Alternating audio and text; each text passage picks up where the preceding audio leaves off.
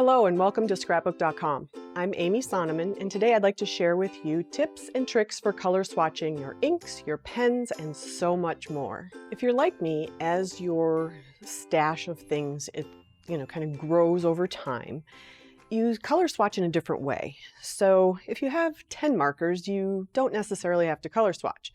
Or if you have 10 ink pads, but if you have 30 ink pads or 50 ink pads, I've been doing this for way more years than I'm willing to admit. So I have lots of colors that I've collected over the time. And I've noticed that how I swatch has changed over time because you expand and you outgrow what you're currently using. So I'd kind of like to show you, walk you through my process and encourage you to find your own way to color swatch, to something you can grow into in the future. So that's what I'm going to do today. And first we're going to start with showing you how to create a swatching station. And that's what this is here, and I'll show you what's inside.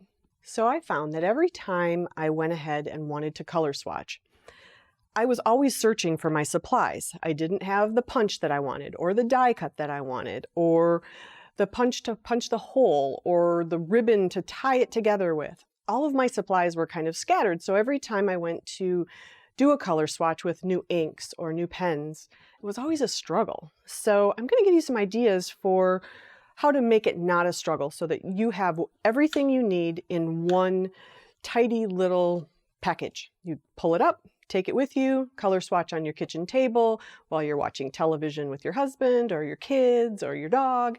So this helps me a lot to keep myself organized, not purchase things twice, which I've never done before. That's the story I'm telling my husband. Yes, we've all done that. We love an ink color and we buy it twice. Or we buy a stamp pad or a marker because it's our favorite color of purple, our favorite shade, and we liked it so much we bought it twice. So this is going to kind of help you keep track of what you have and take it maybe one step further in how you use it and make it the most sense for you and how you work and how you kind of craft. So when I was looking for a storage option for all of my supplies, I decided that the Deflecto organizer, the storage organizer, was the best way to go because it has separate compartments. And it comes with a large storage system, a medium, and then a small.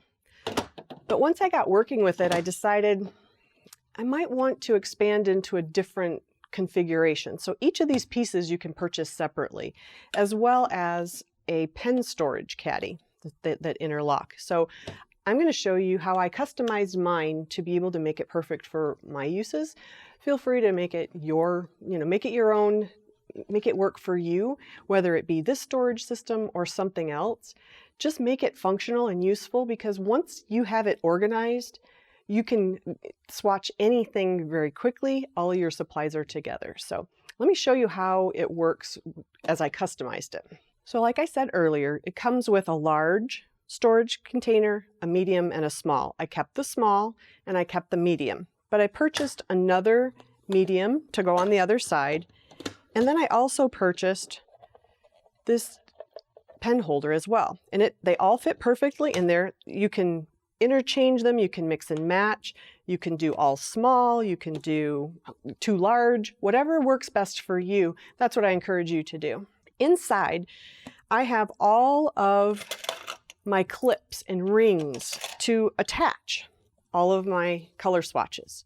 So whether it be the little tiny ball chains or this kind of rubber connector from Tim Holtz, or even just the rings, the book rings.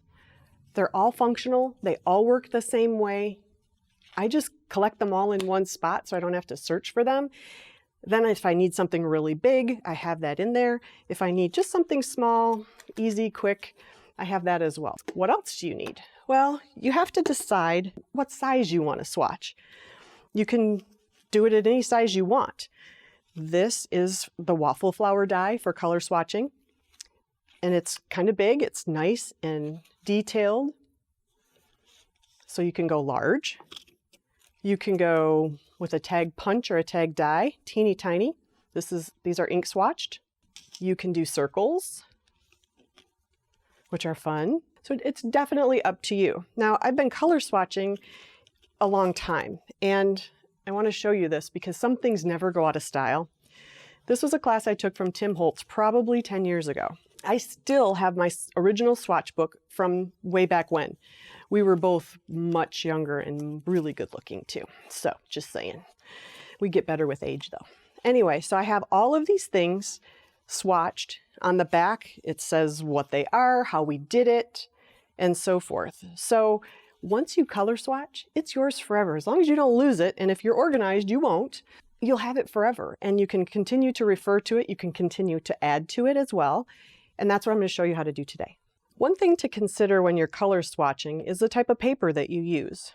If you are stamping and you use Neenah Solar White all the time, then cut a bunch of your tags in Neenah Solar White, because that's what you're going to be using when you actually use that ink pad. So that's what you're going to want to stamp on and color swatch with. If you use Bristol Smooth, then cut up a bunch of pieces of Bristol Smooth. This was done with the nesting tag die, our nesting tag die. So I have a bunch of things, whether I want a small size, a medium size, or a large size.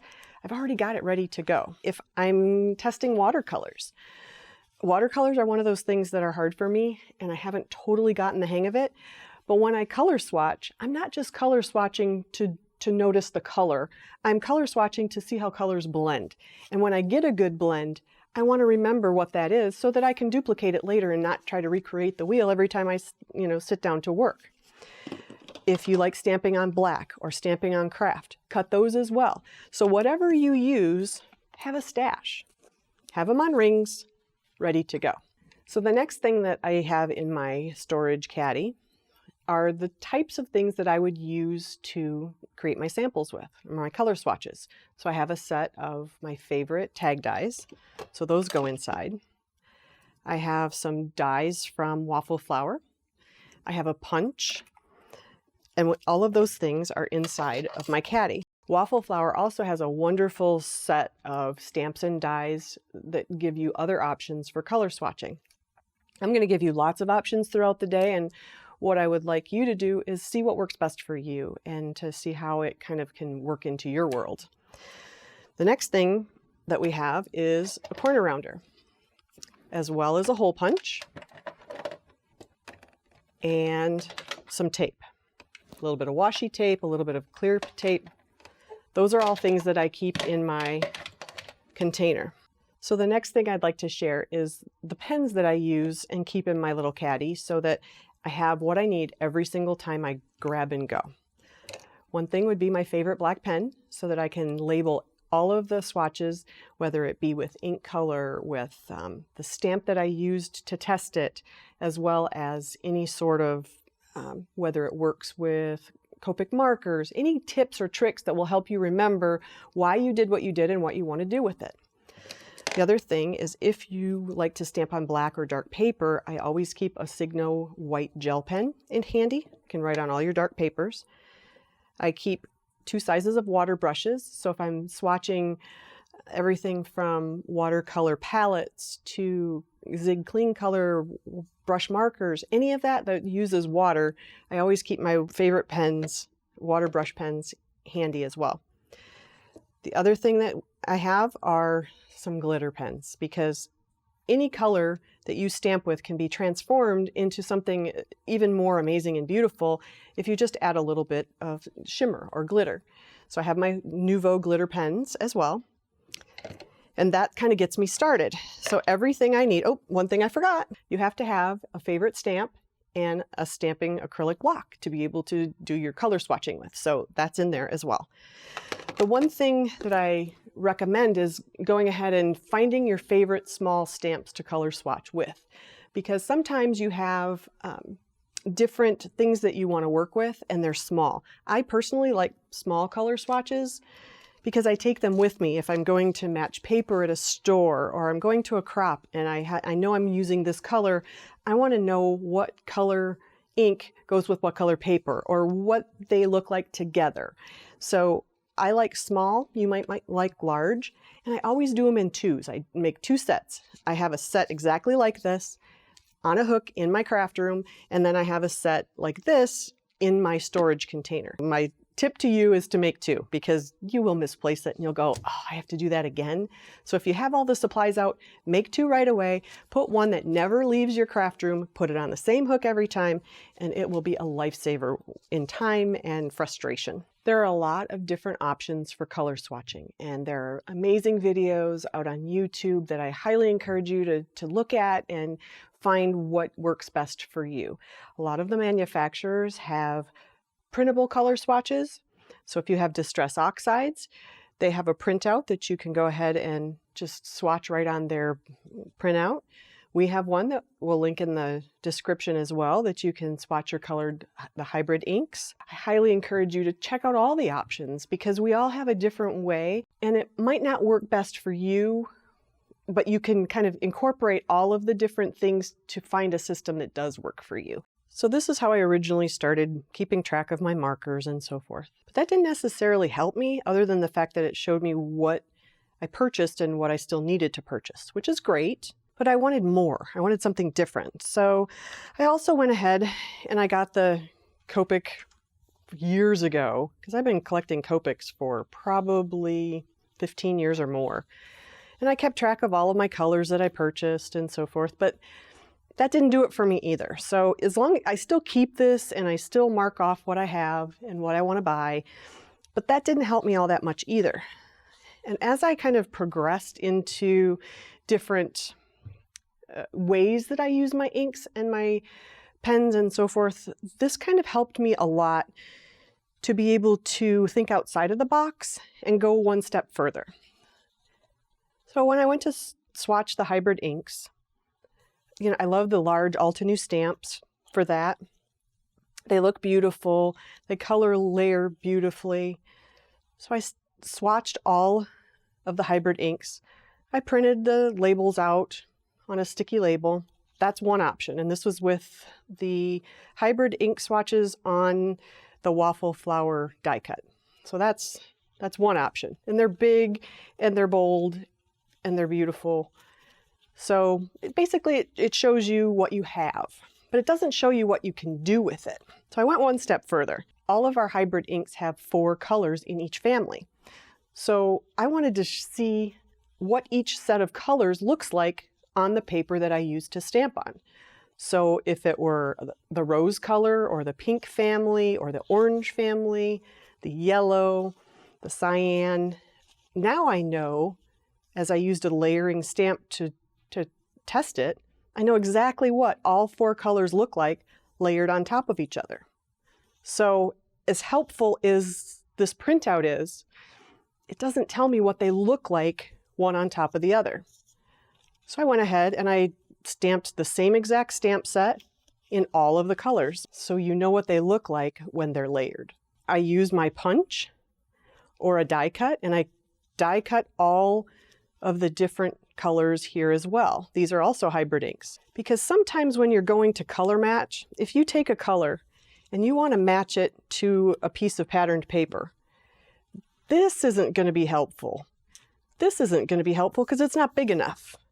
But these you can put right up. Oh, or when you're trying to color match 2 inks side by side and you don't have your cheat sheet, you can use all of the little tiny ones. And I actually, when I did this, I did 3 or 4 of them, because I keep one in my purse so that as I'm going to purchase paper or whatever, I have an ink and I know that I have an ink that will match. The other thing you can ink swatch is paper.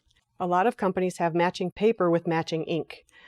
I wanted to see what the Lawn Fawn ink looks like on the matching Lawn Fawn paper. Big difference.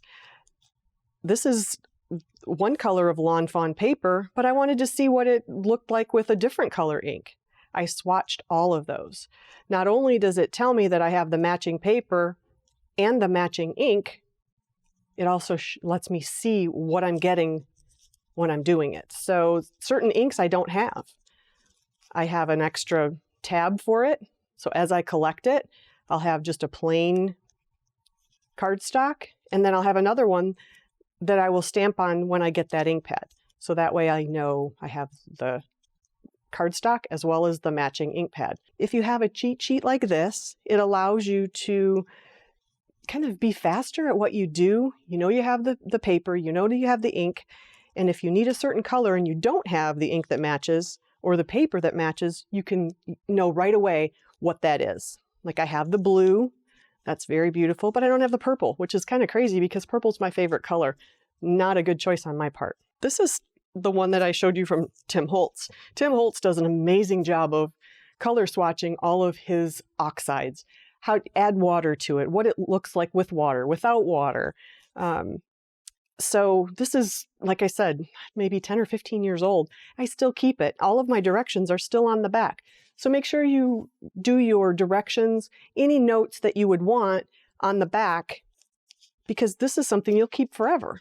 The other thing I like to do is I use sponges a lot, the little daubers.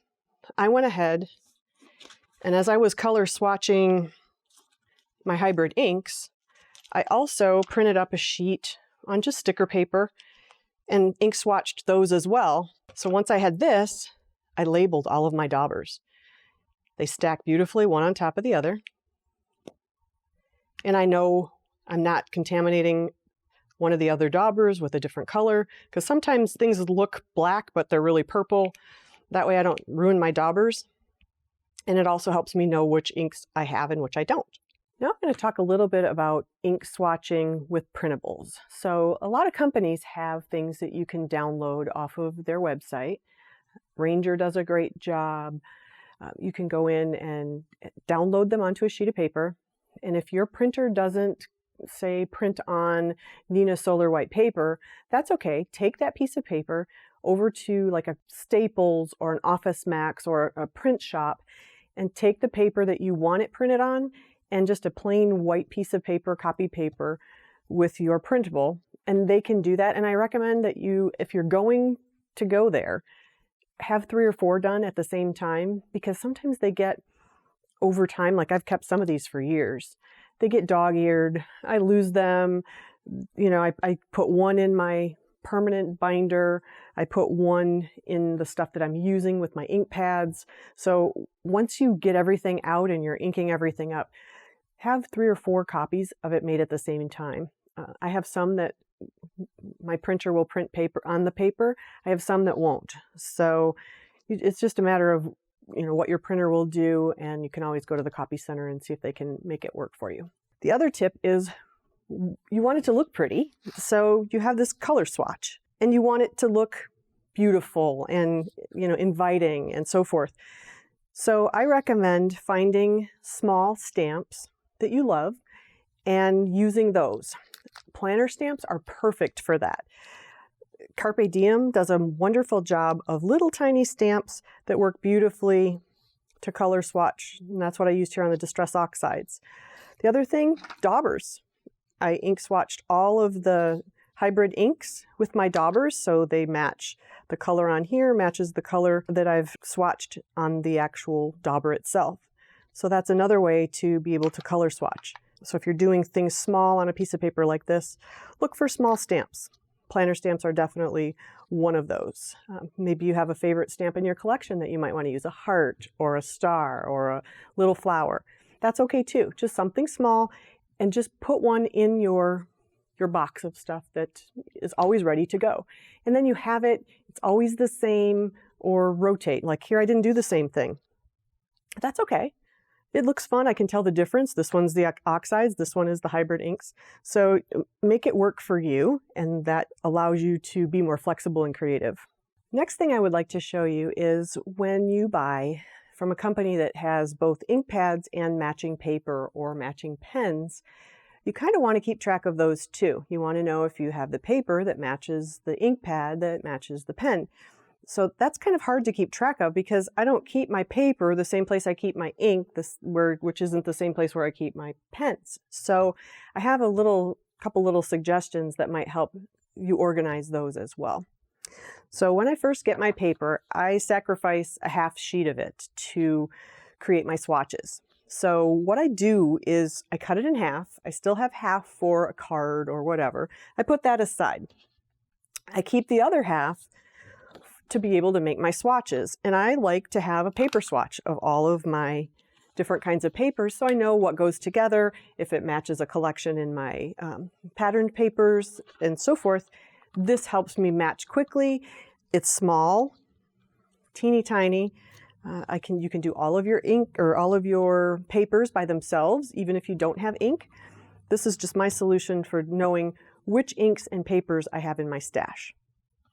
So what I'm going to do now is I'm going to take a punch, and this is just a plain old 1 inch or 1.5 inch circle punch, and I'm going to punch 2 out of each of the colors, 2 circles out of every color. So now I have 1 of every color of cardstock that I have, and I pulled out all of my ink pads as well that match the cardstock. So I'm going to put them in order of the ones that I have. So here is the Blue Jay. I have the Chili Pepper. So we'll set those aside. I have the Fake Tan, so we're going to swatch that. I have the Sunflower, and I have the Guava. So those are the ones I'm going to swatch. So what we're going to do is every single one you're going to want to put a hole in them. You want the hole in the same general area. So we're going to put them together like this. And depending on what kind of punch you're using, you may or may not cut that in half. I'm going to use a power punch. I open it up here so that I can see where my hole is going to go. So I don't want it too close to the edge. We're going to punch a bunch at a time. We're going to take the top one off, and then we're going to punch the second set. And I'm going to use that top one as a guide to be able, you can see right through the hole, as a guide to be able to punch the second set. Okay, so next, the first one, we're just going to leave alone.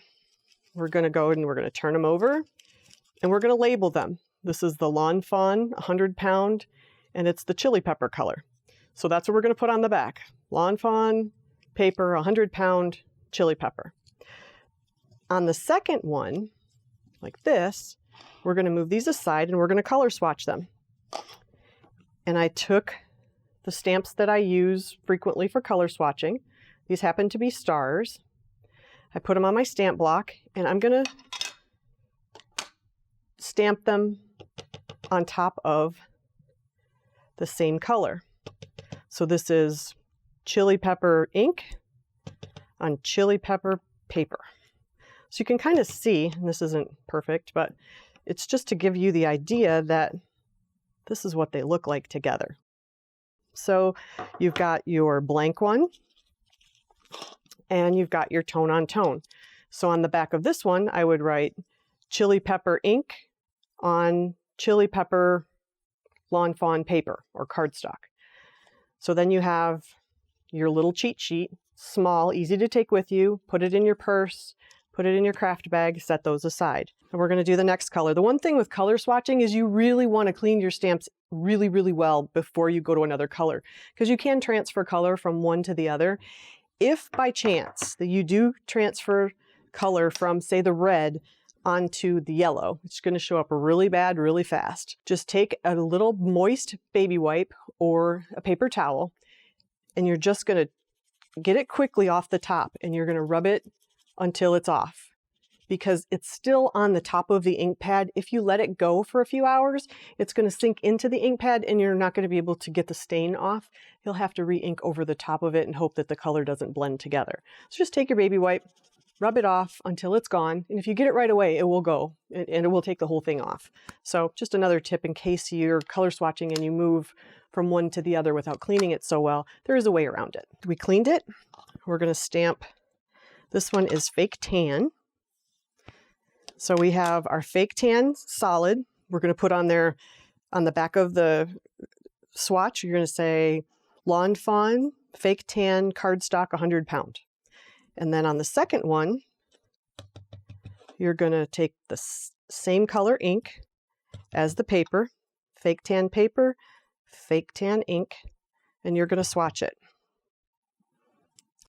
So there's your sample of fake tan ink on fake tan paper. So I would, as I'm swatching, I would go through all of that together, and then I would finish writing all of my cheat sheet notes. And when I'm done, I have this beautiful swatch of colors. If you're like me, when you color swatch, you have a lot of markers as well. And a lot of times you like a marker so much you buy it twice because you forgot that you had it, you aren't keeping track of what you have, when you bought it, if you need a new refill, and so forth. So I have done a lot of things over the years, whether it be downloading printables from Jennifer McGuire or the Copic coloring swatch book itself, or the hex chart from Sandy Allnock, which is amazing. All of those things are great. It helps me keep track of everything that I purchase. So the nice thing about it is that when you do that, you have lots of choices. You see everything, you can swatch it that way, but it doesn't take it one step further. And I'd like to show you how to take things one step further so that you get the most out of your color swatches. So we are going to jump in and show how to blend, the blending colors, because a lot of times you have to start over. You have a favorite skin tone, for instance, and you forget what colors you used to create that skin tone. Or you have a favorite color of pink that you like to color a certain flower with, or colors of green that you use for leaves, that sort of thing. I always have been recreating the wheel every time. Oh, now what was that color that I liked? How did I do that? So I'm going to show you a few examples of how to get past that and how to make the most of your color swatches so that you can jump right in and pick the best colors every time when you sit down to color. As I've evolved in trying to keep track of my colors and my swatches and so forth, I have a traveler's notebook. This is a Doodlebug traveler's notebook, and it's bright and colorful and it makes me happy. And this is kind of where all of the things that I see in a YouTube video, if I see someone coloring and they list the colors that they've used and I love them, I kind of keep track of those things here. I also do swatch inside of it. This was the hybrid inks, and I just cut apart the printable and I swatched it and put it in my book so that I knew what I had, what colors went together, what the names of the colors were, that sort of thing. So this is my kind of go-to swatch book for testing and things I want to try. So I keep all of my ideas in there. I also carry a little tiny one inside of my purse that allows me to write down quickly what colors I might have, what colors I need. Like if I need a shopping list, I can put that in my little tiny one. But mostly when I see someone coloring with colors on YouTube or in a blog post and they list the colors, I'm like, I really like that color. I want to remember to try those colors. I write them in this little book, and then I have the number, the name, what it is. These are the Zig Clean color combos that I really enjoyed. And then I want to go ahead and try them, and I want to color swatch those, because it's one thing to know you have the color, it's another thing to know how to use them and what two colors go together to make a beautiful dimensional blend on a flower or a face or leaves or so forth, or animals. So this is kind of my go-to book for any sort of blending, whether it be Copic colors or Zig Clean colors, skin tones. I keep all of that here, things that I want to try, things that I want to transform into something that I'm going to use down the road. But what this doesn't do, it's just numbers. It's, light skin, and then it has a whole bunch of numbers, and it says use R20 for a hint of sunburn. What does that mean? How does that translate into what I can use? So I'm going to show you a way that will be very helpful to transform this and what works and the colors that you like into something that's more functional for everyday use. So over the years, I've tried different ways to be happy with my color blends and transform the colors that I like from something like this into something that's usable and functional for the way I use them in my everyday life.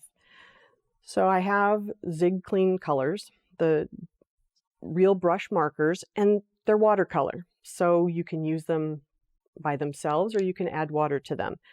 So I created this chart just with a ruler, and I thought I want to write down the things that I really enjoy and what I like to work with, because once you find a color blend you like, Don't recreate the wheel, write it down, and then you have it.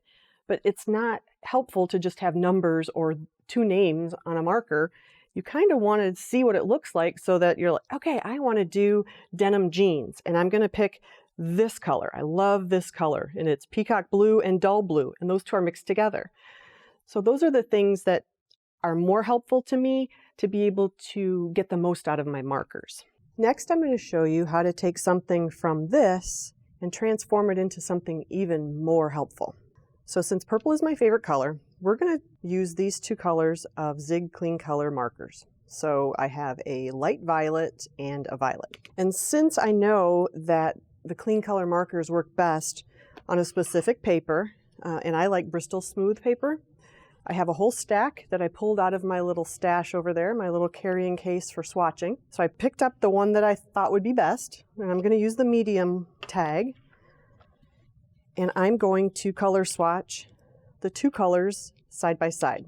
So first I'm going to do the light, and I'm just going to do it the way, just right, straight out of the marker.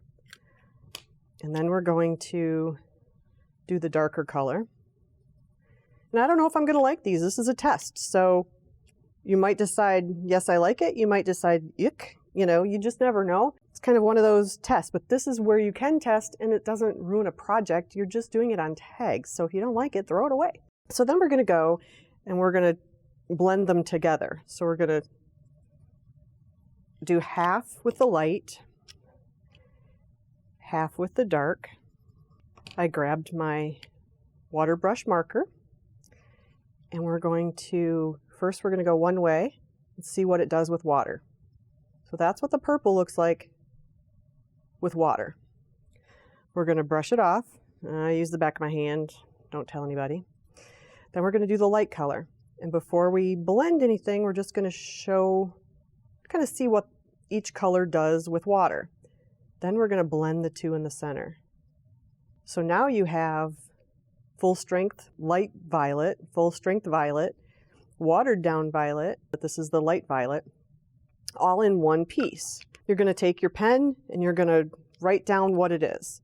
So the darker color is violet, the lighter color is light violet, so you're going to keep track of that. But wait, there's more. So now, I love washi tape. I have enough washi tape to probably use for 6 lifetimes.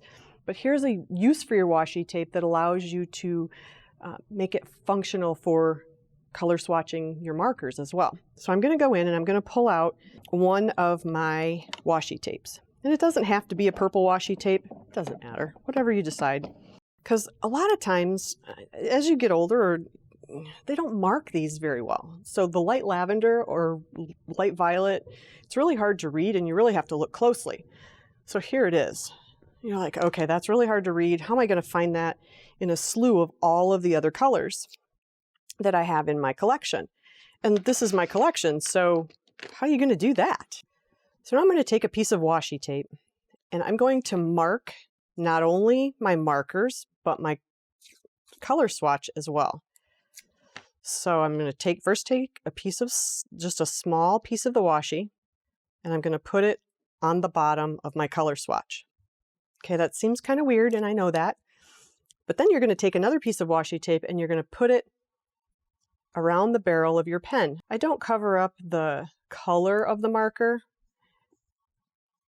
but I do add the washi tape below where the color is. So I did this is the light violet.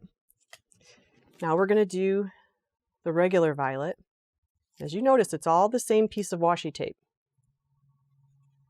Okay, so when you go and you look at your color swatch, you know if you love this color, mark your markers. There's your light violet, your violet, water added to both sides, and then blended in the middle. So when you go to look for those colors, you know that this is the key to go looking for inside of your box of your stash of markers. So here's the washi that I chose. It's that nice pink and white ombre.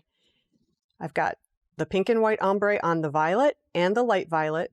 And when I put them in my box, I can find them easily. If I know that I want to use these markers, oh wait, they're right here. I'll just grab these two. Quick, easy, you don't have to think twice about it. You've already chosen the colors because you know what they look like here and you want them quickly. So use your washi tape because it is a tool that you will be so thrilled with. So if you notice inside of my bucket, I have done that with some of my different pens. So I like these three colors together. So I have those three colors all in the same washi, but if you notice, there are other pieces of washi on the same barrel, but they don't match. But if you go inside of the box, these two go together perfectly. And these two go together perfectly. So it's not just one set of markers. You can do multiple sets of markers, multiple sets of colors that blend together. So there's one, and I just put this on a ring. Put it on a ring and I don't do them all at the same time, but when I'm practicing and playing, I do it on this first, and then I go ahead and put it on a ring so that I don't ever have to do it again. I know I love these colors. They're beautiful together. I know what they look like on this particular paper, which is the Bristol Smooth. I know that they blend beautifully with water. They look beautiful separate and they look beautiful together. So I would put those on a ring and mark them Zig Clean Color real brush marker samples or swatches. One of my favorite storage solutions is to use the Scrapbook.com clear craft storage containers. This is a 17-piece large storage container, and inside I keep all of my alcohol ink Copic markers and similar styles of markers. I go ahead and label them all, but there's a lot and it's hard to find the one that you want when you need it and you're digging through. This has helped me keep them in order. I don't have 5 different bags. I have 2 bins. They're all in number order and it keeps them exactly where they need to be. If I'm using them, I use a smaller clear craft storage container and I take out one of these. I take the markers out that I'm using, I put it in a smaller container and I take that with me. I don't take my big ones with me. I take a smaller selection. So that helps a lot too. And then when I'm done, I put them back in here. So the trick is use them, finish using them, and put them back in here so that all of your markers are always in a spot that it works best for you. Because let me tell you, I've bought more markers and duplicates than I can confess to. And don't tell my husband. But you know, you can't find the, toner gray 3 and you need it for a project, so you can't find it, so you go buy it. This has helped me tremendously know what I have, keep it organized, and then color swatch it so that it allows me to color swatch my favorite colors so that every time, for instance, I want to color clouds. These are my favorite cloud colors. So I've done the same thing I did with the other markers. I've labeled them, did the color swatch. I've showed how they blend one into the other, which is beautiful. And I also gave them a washi tape style. If I did it right, I should be able to go into my bins, pull out the colors that are listed here quickly and easily because I know that this is the washi tape that is supposed to be on the marker barrel. So let's test it. First, we're looking for B000 and B00. Let's pull out the Bs.